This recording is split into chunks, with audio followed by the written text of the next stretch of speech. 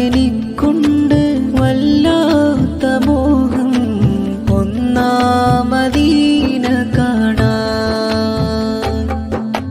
മഹറും നൽകിയ ഇക്കാന്റെ കൈ പിടിച്ച് ആ മണ്ണിൽ ചേർന്നിടാനാ. ബഹറുകൾ താണ്ടി ജീവന്റെ പാതയെ കൂട്ടി യാത്ര പോണം. മക്കത്തെ പള്ളിയിൽ ഇക്കാന്റെ കൈ പിടിച്ച് തവാഫൊന്നു ചെയ്തിടണം.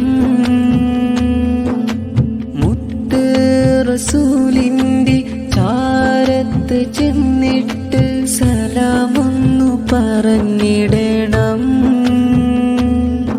ആ ദിനവും കാത്തിരി